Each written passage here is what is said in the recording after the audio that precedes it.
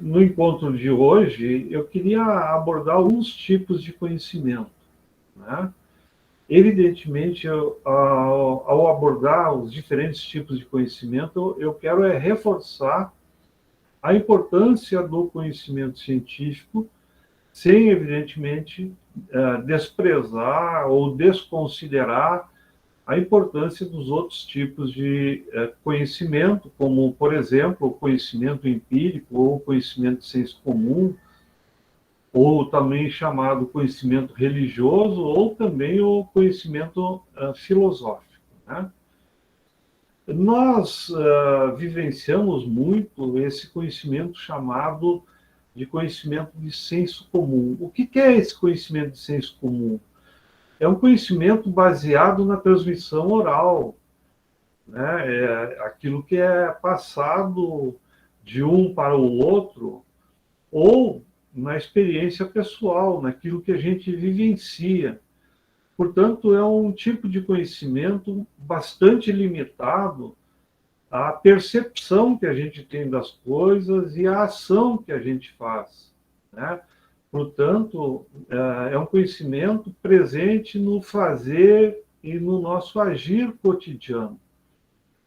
Então, é um conhecimento que não pode ser desprezado, até porque muito desse conhecimento de senso comum, ele pode vir transformar-se em conhecimento científico, né? O que nós temos que entender é os limites desse conhecimento, na medida em que ele tem algumas características, né? Se ele é baseado na transmissão oral ou na nossa vivência, portanto, ele tem uma característica bastante sensitiva.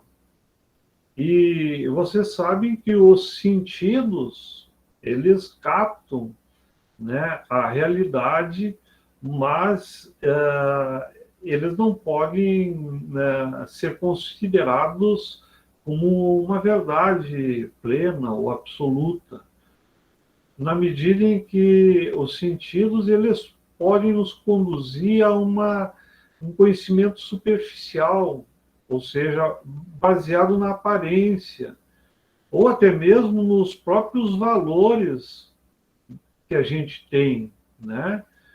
Então, a gente sempre diz que o conhecimento de senso comum ele é bastante subjetivo, na medida em que reflete sentimentos, percepções, opiniões individuais e até mesmo de grupo, né? E que impedem, na verdade, uma isenção ou um aprofundamento desse conhecimento estudado. Então, ele tem uma característica muito valorativa, né? Então, por quê? Porque ele não é um conhecimento baseado numa sistematização de ideias, ele não requer uma validação a partir de uma experiência que é efetuada utilizando procedimentos científicos, né? Então, ele é assistemático, mas ao mesmo tempo que é assistemático, ele é acrítico, ou seja, ele não tem a preocupação de estabelecer essas relações, conexões, essas análises e interpretações com base num rigor científico, né? E é um conhecimento que ele é percebido no dia a dia, no âmbito do observador, né? Então, ele é um conhecimento bastante falível, né? E um exemplo desse conhecimento senso comum, né? Poxa, o pessoal diz assim, olha, o chá de camomila é relaxante, né? Bom, a planta de camomila, ela pode possuir um princípio ativo que produza essa sensação de relaxamento, mas quanto de camomila é necessário para que efetivamente esse princípio ativo possa, né, alcançar esse objetivo, né? Então, um conhecimento de senso comum ele pode se tornar um conhecimento científico na medida em que eu vou descobrir qual é o princípio ativo e como esse princípio ativo age no meu organismo e a quantia necessária que não produza um efeito negativo no meu organismo. Daí eu já estou fazendo ciência, né? Então, há aquela aspecto, inclusive, que é bíblico, que o Sol se move em torno da Terra, né? Ou seja, na realidade, é a percepção do indivíduo, né? Mas a ciência, ela precisa de ser algo que possa ser verificável ou algo cujos pares aceitem como uma verdade, né? E isso se torna científico, né? Então, esse é o conhecimento de senso comum. E ele é diferente, por exemplo, do conhecimento religioso, né? Porque o conhecimento religioso ele parte de um princípio, né? Ou seja, de verdades que são tratadas como infalíveis, são tratadas como algo indiscutível, né? Portanto, elas são fundadas, ou seja, apoiadas em doutrinas cujas proposições são consideradas sagradas. Ou seja, você crê ou não crê, né, nessas proposições. E elas refletem essa característica humana de se buscar explicações para dúvidas sobre a nossa origem, sobre a nossa existência, sobre os nossos destinos, né? Que acabam, portanto, nos remetendo a uma divindade, né? Então, de um modo geral, né, a gente sabe disso, todas as religiões elas estão baseadas em homens extraordinários, né, que de alguma forma têm alguma ligação com o inexplicável, com os feitos notáveis, né?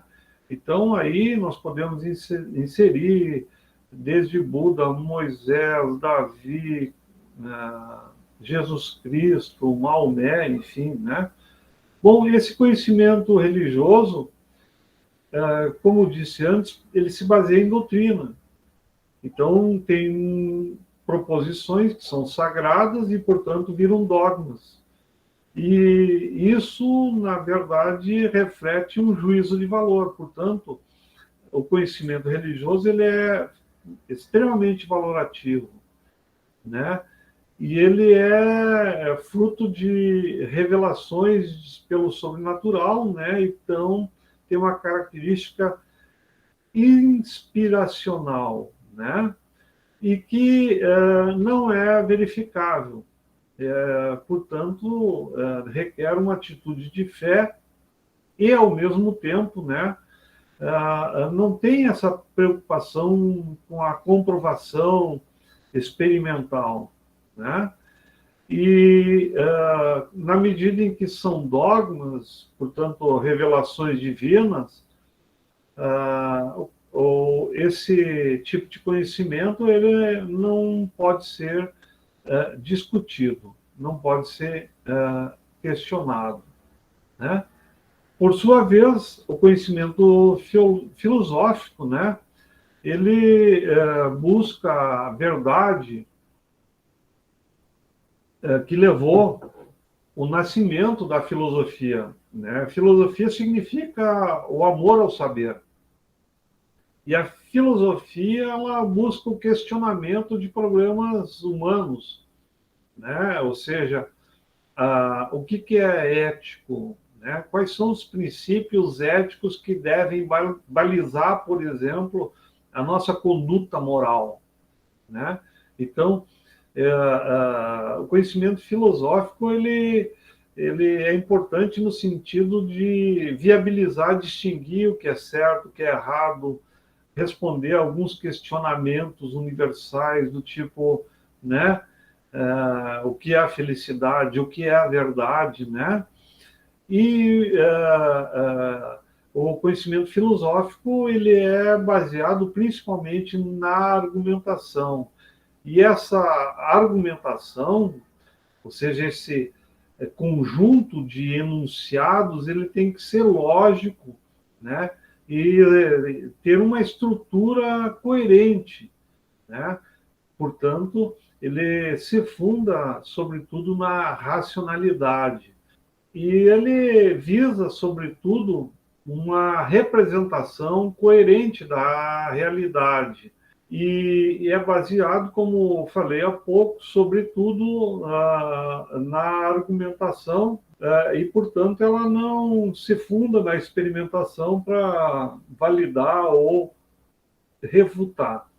Porque o conhecimento filosófico ele não é verificável, ele não é passível de uma observação pelos sentidos, como é o conhecimento de senso comum. Portanto, as hipóteses elencadas, elas não podem ser confirmadas e nem tanto refutadas.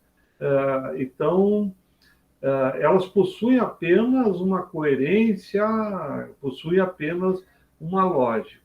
Bom, dito isso, eu quero agora me ater, né, ao conhecimento científico, né? Porque a ciência ela pode ser definida como um conjunto de proposições coerentes, objetivas, né, e que procura afastar o máximo possível os valores. E o conhecimento científico ele é obtido através da investigação. Ou seja, a ciência ela é muito cética, ela desconfia da verdade, das certezas. Então, o conhecimento científico ele vai construir hipóteses e essas hipóteses elas devem ser testadas pela pesquisa, né? Então, a ciência, né, esse conhecimento científico, ele pode ser factual, por exemplo, ou seja, baseado em fatos, ou pode ser racional. Um conhecimento científico racional é o caso da lógica, da matemática, né? Sendo que o conhecimento factual ele pode ser dividido em conhecimento de fatos naturais, né? Ou seja, aqueles que dão origem às chamadas ciências exatas, a biologia, né? A saúde, né? Então, baseada nesses fatos naturais, como há o conhecimento científico factual baseado nos fatos sociais, ou seja, aquelas fatos que deram origem às ciências humanas, como a própria sociologia, a antropologia, o direito, a economia, enfim, essas diversas áreas do conhecimento, né? Bom, o conhecimento científico ele é racional porque depende dessa faculdade característica nossa, humana, de pensar, de estabelecer relações, de obter conclusões, efetuar comparações, elaborar um conjunto de enunciados, né? O conhecimento científico ele é metódico, né? Ele é organizado de maneira lógica, obtida através de um método. A gente vai estudar quais são esses métodos, né, utilizado pela ciência, né? E é um conhecimento sistemático, ou seja, planejado, organizado. Há pouco nós estávamos dizendo que a gente deve efetuar um projeto de pesquisa, ou seja, nós temos que planejar, né, o que a gente quer responder ou resolver, o nosso problema de pesquisa, né? Qual o objetivo dessa pesquisa, quais os procedimentos que eu vou utilizar em uma pesquisa, né?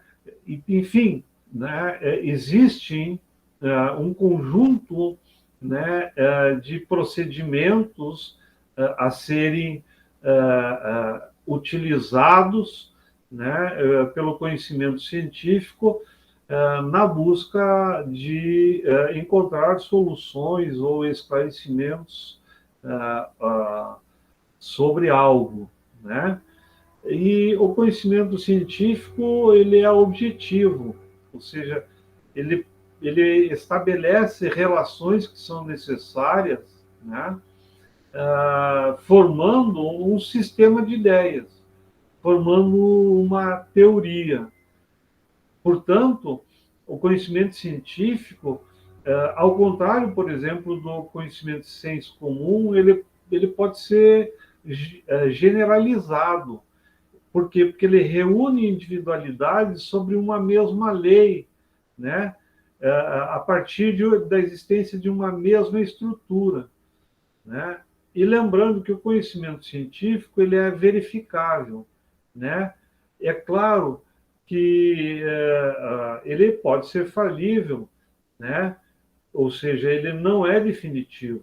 Então, algo que o conhecimento científico, num determinado nível de conhecimento, de acordo com os métodos utilizados, se alcançou, pode, em outro momento, com o avanço da ciência, né, ser refutado, né? Então, ele não é como um conhecimento religioso enquanto algo inquestionável ou infalível, né? Então, o conhecimento científico ele é factível, né, de ser falível, né? E aqui eu gostaria de chamar a atenção, portanto, né, que o conhecimento científico ele pode obter esse conhecimento através da observação, e a observação é um procedimento utilizado para a obtenção de informações, né? E vocês vão ver nos próximos encontros, né, o que é uma observação, o que requer uma observação, como se procede em uma observação, da mesma forma que uma experimentação, né? Então, o conhecimento científico ele é algo aproximadamente exato, né? E nós aqui, então, nos nossos encontros, vamos estar trabalhando, né, num primeiro momento, sobre a importância da pesquisa e também sobre os tipos de procedimento para a obtenção do conhecimento científico. Então, eu vou interromper aqui para ver se há, por parte